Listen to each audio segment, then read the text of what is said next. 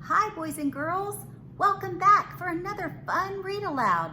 It's been a while since my last post, but I've had lots of requests for some new stories. So let me know that you liked my story by giving me a thumbs up or subscribe down below if you're watching on YouTube. So that way you won't miss any of my future posts with new stories.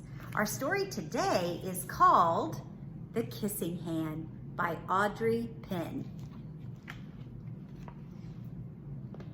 Chester Raccoon stood at the edge of the forest and cried. "I don't want to go to school," he told his mother. "I want to stay home with you. I want to play with my friends and play with my toys and read my books and swing on my swing. Please, may I stay home with you?" Mrs. Raccoon took Chester by the hand and nuzzled him on the ear. "Sometimes we all have to do things we don't want to do," she told him gently. "Even if they seem strange and scary at first, but you will love school once you start. You'll make new friends and play with new toys, read new books and swing on new swings. Besides," she added, "I know a wonderful secret that will make your nights at school seem as warm and cozy as your days at home."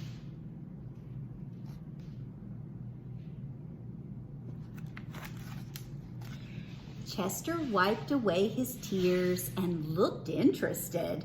"A secret? What kind of secret?"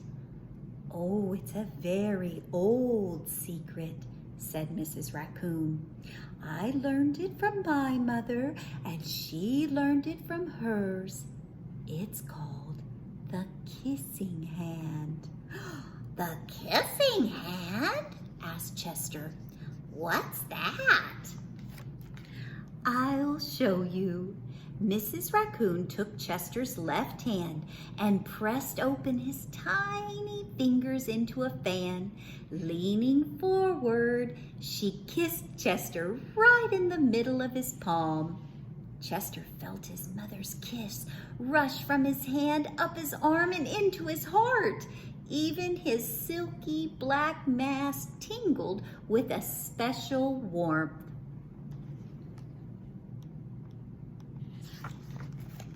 Mrs. Raccoon smiled. "Now," she told Chester, "whenever you feel lonely and need a little loving from home, just press your hand to your cheek and think, 'Mommy loves me, Mommy loves you.'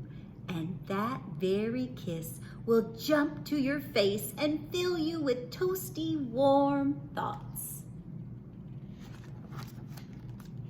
She took Chester's hand and carefully wrapped his fingers around the kiss. "Now, do be careful not to lose it," she teased him. "But don't worry.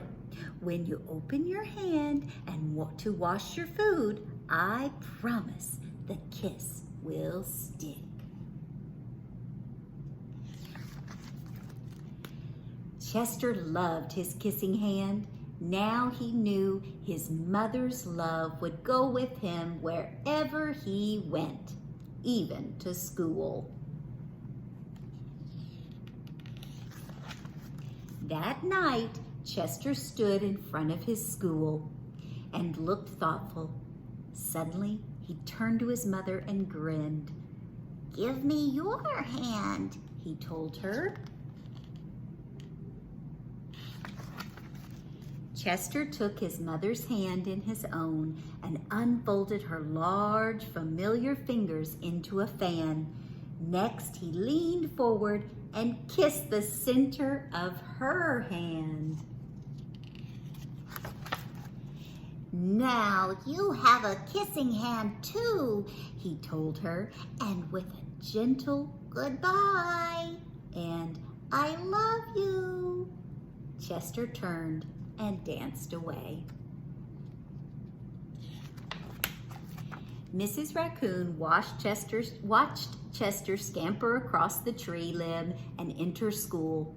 And as the hoot owl rang in the new school year, she pressed her left hand to her cheek and smiled.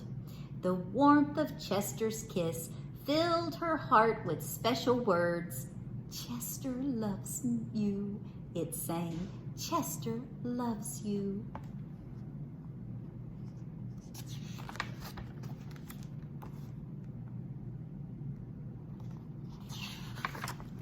The end.